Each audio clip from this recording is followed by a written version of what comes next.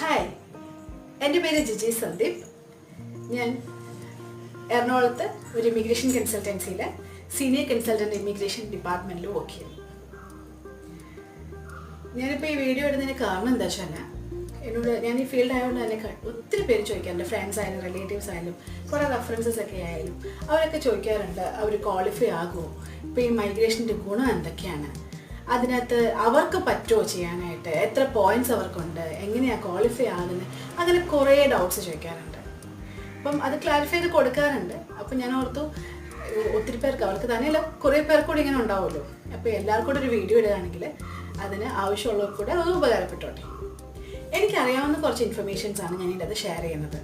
Okay, നിങ്ങൾക്ക് എൻ്റെ page like ചെയ്യുക, സബ്സ്ക്രൈബ് ചെയ്യുക. ഞാൻ കാനഡ, ഓസ്ട്രേലിയയുടെ മൈഗ്രേഷൻ ഡീറ്റെയിൽസ് ആണ് ഇനി പറയാൻ പോകുന്നത്. ഓക്കെ, ഇനി എന്താണ് ഇമ്മിഗ്രേഷൻ? ഇമ്മിഗ്രേഷൻ എന്ന് വെച്ചിട്ടുണ്ടെങ്കിൽ നമ്മൾ വേറൊരു കൺട്രിയിലോട്ട് സ്ഥിരമായിട്ട് താമസിക്കാനായിട്ട് മാറുന്നതിനെയാണ് ഇമ്മിഗ്രേഷൻ എന്ന് പറയുന്നത്. ഓക്കെ, ഇപ്പം നിങ്ങൾക്കറിയോ എത്ര കൺട്രീസാണ് അത് അലൗ ചെയ്യുന്നത്? അലൗ ചെയ്യുന്ന കൺട്രീസ് ഒത്തിരി ഉണ്ട്. അതിനെ തന്നെ രണ്ടായിട്ട് തിരിച്ചിട്ടുണ്ട്. ഒന്ന് ഡയറക്റ്റ്ലി അലൗ, രണ്ടാമത്തെ ഇൻഡയറക്റ്റ്ലി അലൗ. ഡയറക്റ്റ്ലി അലൗ എന്ന് വെച്ചാൽ ഞാനിപ്പോൾ ഏത് കൺട്രിയിൽ ഇരുന്നാലും ആ കൺട്രിയിൽ ഇരുന്നുകൊണ്ട് തന്നെ ഈ പോകേണ്ട കൺട്രി, ഡെസ്റ്റിനേഷൻ കൺട്രിയിലോട്ട് നമുക്ക് അപ്ലൈ ചെയ്യാം. അങ്ങനെയുള്ള കൺട്രീസാണ് കാനഡ ആൻഡ് ഓസ്ട്രേലിയ.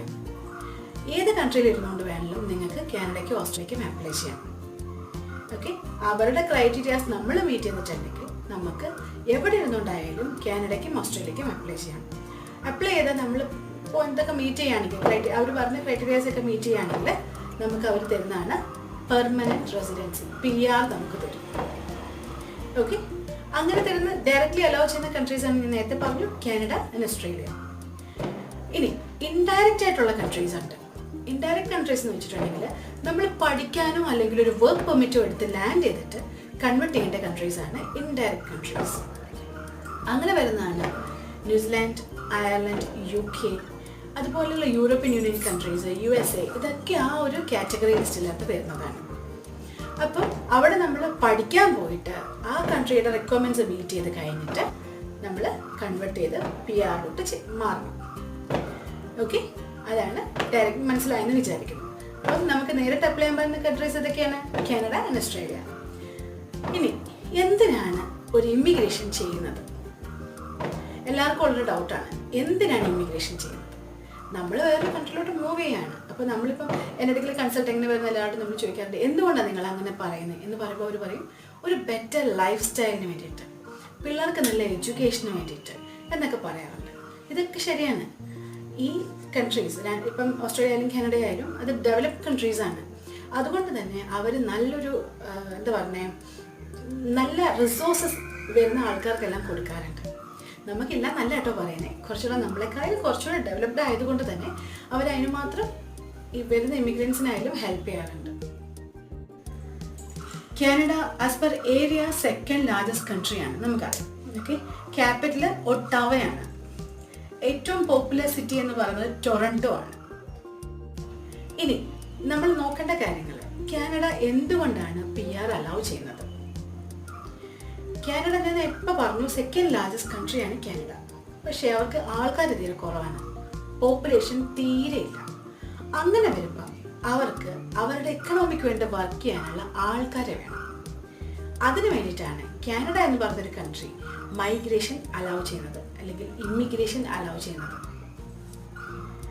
ഓക്കെ, ഇനി ഒരു ഇമ്മിഗ്രൻ്റ് ആയിട്ട് നമ്മൾ ചെന്ന് കഴിഞ്ഞാൽ നമുക്ക് എന്തൊക്കെയാണ് ബെനിഫിറ്റ്സ് ഉള്ളത്?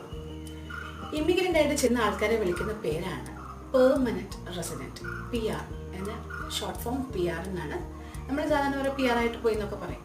പെർമനൻറ്റ് റെസിഡൻറ്റ്, പെർമനൻ്റ് ആയിട്ട് ആ കൺട്രിയിൽ ജീവിക്കാനുള്ള റൈറ്റ്സ് നമുക്ക് തരും.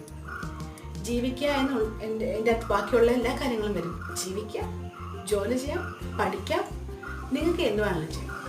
ഓക്കെ, നമ്മളെങ്ങനെയാണോ ഇന്ത്യയിൽ, നമ്മളിപ്പോൾ ഇന്ത്യയിൽ എങ്ങനെയാണോ അതുപോലെ തന്നെ അവിടെ റെസ്ട്രിക്ഷൻസ് ഒന്നുമില്ല. PR ആയിട്ട് ചെന്ന് കഴിഞ്ഞാൽ ആകെ നമുക്ക് പറ്റത്തില്ലാത്തൊരു കാര്യമാണ് വോട്ടിംഗ് റൈറ്റ്സ് ഇല്ല. നമ്മൾ വോട്ട് ചെയ്യണമെങ്കിൽ നമ്മൾ സിറ്റിസൺ ആയിരിക്കണം, അല്ലാത്തവർക്ക് വോട്ട് ചെയ്യാനായിട്ട് പറ്റത്തില്ല. അപ്പോൾ വോട്ടിംഗ് റൈറ്റ്സ് നമുക്കുണ്ടാവില്ല. PR ആയിട്ട് ചെന്നെങ്കിൽ അത് സിറ്റിസൺ മാത്രമേ ഉണ്ടാവുള്ളൂ. സിറ്റിസൺ ആവാനായിട്ട് നമ്മൾ ചെന്ന ലാൻഡിങ് മുതൽ 5 ഇയേഴ്സിനുള്ളിൽ 3 ഇയേഴ്സിൻ്റെ ഡ്യൂറേഷൻ കാനഡയിൽ ഉണ്ടായിരിക്കണം. എങ്കിൽ നമുക്ക് സിറ്റിസൺ ആവാനുള്ള റൈറ്റ് കിട്ടും. ഞാൻ ഡീറ്റെയിൽ ആയിട്ട് വരുന്ന എപ്പിസോഡ്സ് പറഞ്ഞുതരാം. ഓക്കെ, ഇപ്പോൾ കാനഡ എന്തിനാണ് ഈ മൈഗ്രേഷൻ അലൗ ചെയ്യുന്നത്? ആ കൺട്രിക്ക് എന്താ ഉപകാരം? നമ്മളുടെ കൺസൾട്ടിങ്ങിന് വരുന്ന എല്ലാവരും ചോദിക്കുന്നൊരു കാര്യമാണ്, ആ കൺട്രിക്ക് എന്താ ഉപകാരം ഇങ്ങനെ നമ്മളെ അങ്ങോട്ട് കൊണ്ടുപോയിട്ട്, അല്ലെങ്കിൽ നമുക്ക് ഈ കാര്യങ്ങളൊക്കെ ബെനിഫിറ്റ്സ് ഒക്കെ നമുക്ക് തന്നിട്ട്?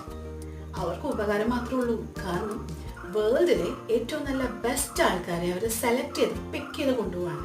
അപ്പോൾ ആ കൺട്രിക്ക് ഉപകാരമല്ല ഉള്ളത് ശരിക്കും. അതായത് വേൾഡിൽ എല്ലായിടത്തു നിന്നും ഒരുമിച്ചാണ് അവർ ചെക്ക് ചെയ്യുന്നത്. ഒരു പൂളുണ്ട്, അതിനകത്ത് ഇൻട്രസ്റ്റ് ഉള്ള ആൾക്കാർക്ക് നമുക്ക് പ്ലേസ് ചെയ്യാം. എന്നിട്ട് ഏറ്റവും ബെസ്റ്റ് ആൾക്കാരെയാണ് കാനഡ സെലക്ട് ചെയ്യുന്നത്. അങ്ങനെ സെലക്ട് ചെയ്യുന്നപ്പോഴേക്കും ലോകത്തിലെ തന്നെ ഏറ്റവും ബെസ്റ്റ് ആൾക്കാരെ അവരുടെ കയ്യിലോട്ട് കിട്ടുകയാണ്. അങ്ങനെ വരുമ്പോൾ അവർക്ക് ബെനിഫിറ്റ് ആണോ അല്ലയോ നിങ്ങൾ പറ. ഓക്കെ, അതിനാണ് അവർ മൈഗ്രേഷൻ ഇട്ടേക്കുന്നത്. ഇനി ഇമിഗ്രൻ്റ് ആയിട്ട് ചെന്ന് കഴിഞ്ഞാൽ എല്ലാ ബെനിഫിറ്റ്സും ഉണ്ട്. അതായത് നിങ്ങൾക്ക് മെഡിക്കൽസ് ഫ്രീ ആണ്, എഡ്യൂക്കേഷൻ പിള്ളേർക്ക് 18 വയസ്സ് വരെ ഫ്രീ ആണ്, കുട്ടികൾക്ക് ചൈൽഡ് ബെനിഫിറ്റ്സ് ഉണ്ട്, നമുക്ക് അതിൽ സോഷ്യൽ സെക്യൂരിറ്റി ബെനിഫിറ്റ്സ് എല്ലാം ഉണ്ട്. നമുക്ക് എന്ത് വേണമെങ്കിലും പഠിക്കാം, ഏത് നേരത്തെ വേണമെങ്കിലും, ഏജ് ലിമിറ്റ് ഇല്ല, ഒത്തിരി ബെനിഫിറ്റ്സ് ഉണ്ട്. ഇതെല്ലാം തന്ന് നമ്മളെ അവിടെ നിർത്തുന്നത് ആ കൺട്രിക്ക് നമ്മളെ ആവശ്യമുള്ളത് കൊണ്ടാണ്. ഓക്കെ, ഇനി ഞാൻ നേരത്തെ പറഞ്ഞു പ്രൊഫഷണൽസിനാണ് വേണ്ടത്, ഏറ്റവും നല്ല ബെസ്റ്റ് ആൾക്കാരെയാണ് വേണ്ടത്. നമ്മൾ ബെസ്റ്റ് ആണോ എന്ന് അവരെങ്ങനെ കണ്ടുപിടിക്കും? അതിനാണ് അവർ കുറേ സെലക്ഷൻ ക്രൈറ്റീരിയാസ് വെച്ചേക്കുന്നത്. ഓക്കെ, നമുക്ക് നോക്കാം എങ്ങനെയാണ് അവർ നമ്മളെ കണ്ടുപിടിക്കുക, നമ്മൾ നല്ലതാണോ എന്നുള്ളത് അവരെങ്ങനെ കണ്ടുപിടിക്കും നോക്കാം. കാനഡയ്ക്ക് ആവശ്യമുള്ള ആൾക്കാരുടെ ഒരു ലിസ്റ്റ് വെച്ചിട്ടുണ്ട്. ആ ലിസ്റ്റിന് പറയുന്ന പേരാണ് NOC, നാഷണൽ ഓക്യുപ്പേഷണൽ ക്ലാസിഫിക്കേഷൻ. അവിടെ സർവേ ഒക്കെ നടത്തിയിട്ട് അവിടെ ആവശ്യമുള്ള ആൾക്കാരുടെ ലിസ്റ്റിനാണ് ഈ പേര് പറയുന്നത്. NOC, നോക്കൗട്ട്സ് എന്നോ അല്ലെങ്കിൽ NOC ലിസ്റ്റ് എന്നൊക്കെ പറയും. National occupational classification. ഈ NOC ലിസ്റ്റിനെ അവർ കുറേ ആയിട്ട് കാറ്റഗറൈസ് ചെയ്തിട്ടുണ്ട്. നമ്മൾ OAB കാറ്റഗറി ആയിട്ട് കാറ്റഗറൈസ് ചെയ്തിട്ട് O stands for management, A stands for professional and B stands for skilled. ഇങ്ങനെയാണ് OABനെ കാറ്റഗറൈസ് ചെയ്തേക്കുന്നത്. C-ലോ D-ലോ ഓക്യുപ്പേഷൻ വരുന്നെങ്കിൽ നമുക്ക് അപ്ലൈ ചെയ്യാനുള്ള എലിജിബിലിറ്റി കിട്ടത്തില്ല. അപ്പം ഇതിനകത്ത് ട്രൈ ചെയ്യുന്ന ഒരാൾ ആദ്യം തന്നെ നോക്കേണ്ടത് നിങ്ങളുടെ ഓക്യുപ്പേഷൻ എവിടെയാണ് വരുന്നത്, ഏത് ലിസ്റ്റിലാണ് വരുന്നത്. ഞാൻ എഡ്യൂക്കേഷൻ എന്നല്ല പറഞ്ഞത്, ഓക്യുപ്പേഷൻ. ബിക്കോസ് അവർ നോക്കുന്നത് ഓക്യുപ്പേഷനാണ്, നോട്ട് എഡ്യൂക്കേഷൻ. നിങ്ങൾ എന്ത് പഠിച്ചു എന്നുള്ളതിനേക്കാളും കൂടുതലായിട്ട് അവർക്ക് നിങ്ങൾ എന്തിൽ വർക്ക് ചെയ്യുന്നു എന്നുള്ളതാണ് വേണ്ടത്. ആ നിങ്ങൾ വർക്ക് ചെയ്യുന്ന ഫീൽഡ് അവർക്ക് ആവശ്യമുണ്ടോ എന്നുള്ളതാണ് അവർ നോക്കുന്നത്.